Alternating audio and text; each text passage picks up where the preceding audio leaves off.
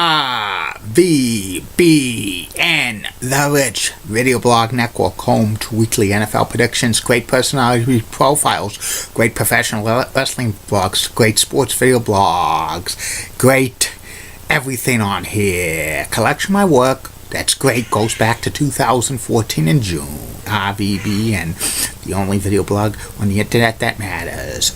The time is now 8:22 on a Wednesday night on January 11th, 2017. About 45 degrees out right now. Temperatures going to be about freezing. Tomorrow they're going to be boosted up again to the 50s and 50s on Friday. But don't get that deceiving. It's going to be the high temperatures will reach at the crack of dawn. A cold front will go through and we'll go back to seasonable temperatures. Some news to report on the RVBN Newswire.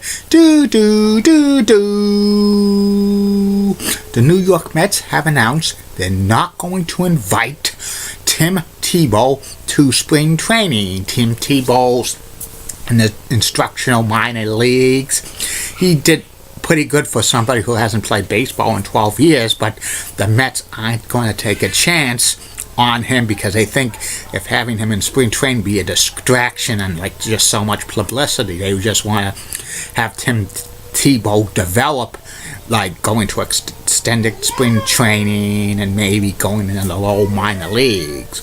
But I truly do believe that Tim Tebow's going to be playing for a game for the New York Mets in the Major League Ball Club sometime in the near future. I guarantee you that. And Patriots quarterback Tom Brady won AFC's Offensive Player of the Year. No surprise there. He only played 12 games. Maybe he'll win the MVP of the National Football League, but I think that's going to go to Matt Ryan of the Atlanta Falcons. That's about it on news from the RVBN Newswire.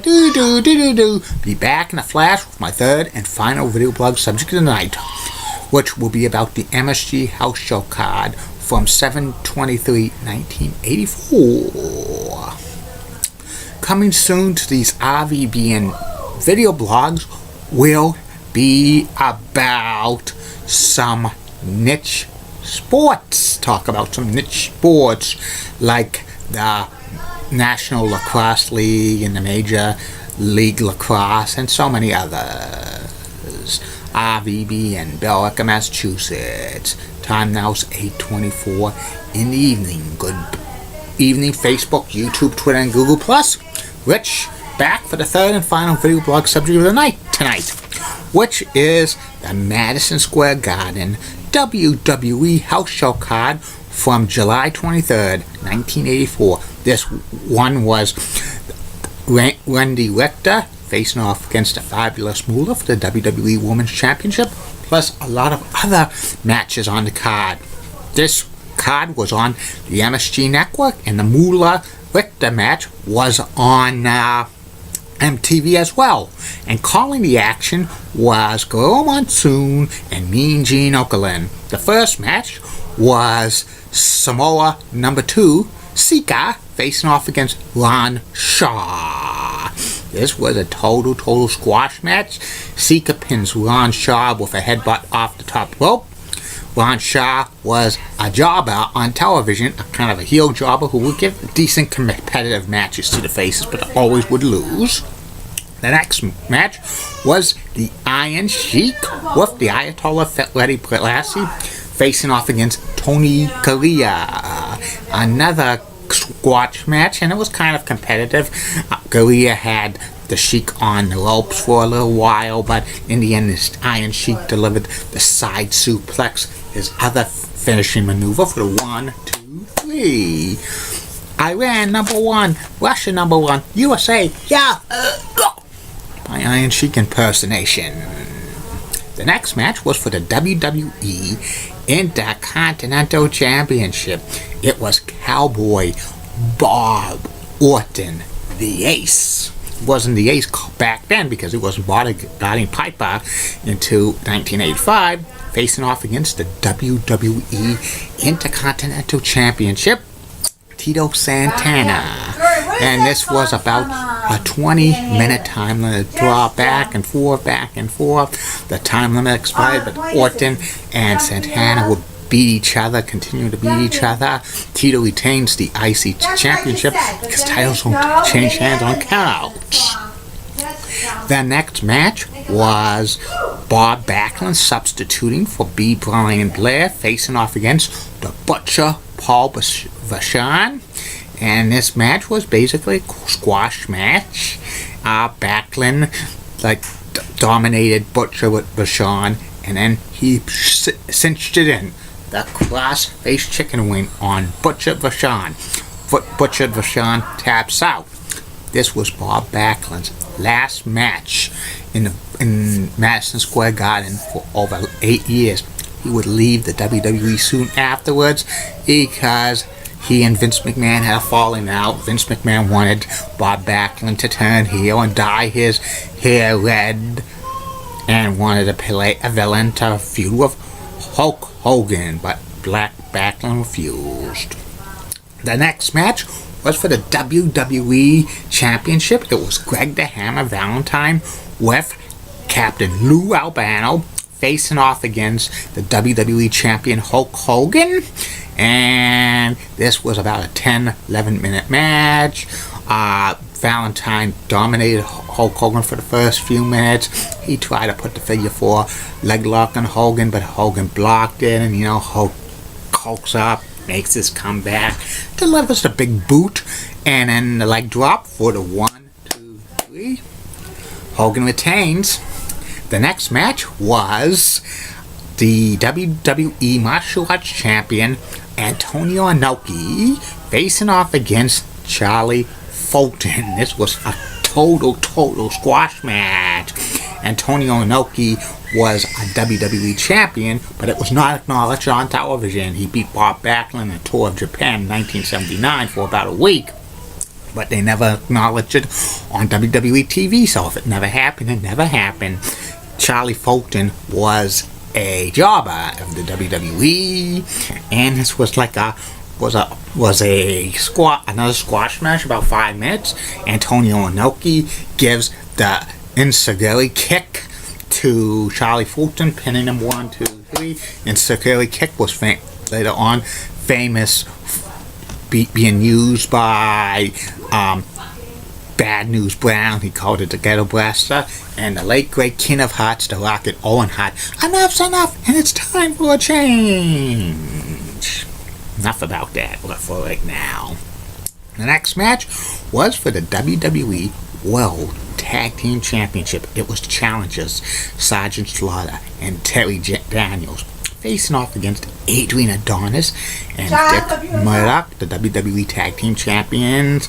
This was about a 17-18 minute match, back and forth. Ending had Sergeant Slaughter arguing with the referee, and that takes advantage of Adonis and Murdoch. They double team Terry Daniels, and Adonis pins Terry Daniels for the 1, 2, 3.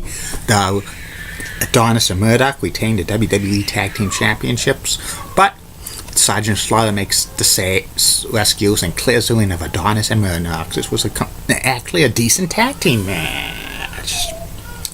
The next match was for the WWE Women's Championship. It was Wendi Richter, was managed by Cyndi Lauper, facing off against the Fabulous Moolah, managed by Captain Lou Albano. Backstory about this: it started several weeks prior, in May of 1984, when Captain Lou Albano was brought. Said that he managed Cyndi Lauper and music that was just a lie, but Captain Lou Albano was actually in Girls Just Want to Have Fun, a music video. He said he made Cyndi a star. Eventually Cyndi came on Piper's Pit and said that was a bull-faced lie to Captain Lou Albano, and then they make a challenge, Fabulous Moolah against Wendi Richter, and this match was very, very, back and forth. This match was also on MTV. It was about a 12-minute match. Ending had Moolah give a bridge to Wendi Richter. Both wrestlers' shoulders were pinned to the mat. But Richter gets her shoulder up at the count of 3. The fans think Moolah retained the WWE Women's Championship, but Wendi Richter was awarded the winner, and afterwards, Captain Lou Albano and Fabulous Moolah attacked the referee. This was a great match, in my humble opinion. The next match was Mr. Wonderful Paul Orndorff facing off against Chief Jay Strongbow, who was one of the veterans of the WWE at this time.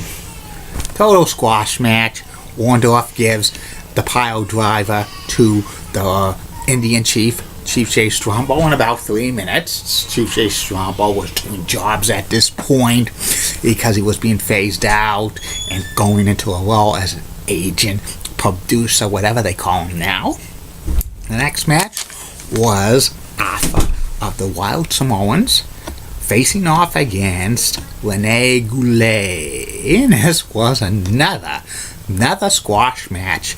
Alpha gives Rene Goulet the Samoan drop, or that's called the ride-off that IRS would do, and the papoose to go by Tatanka. And this was a squash match. And the final match, well, we call it the main event.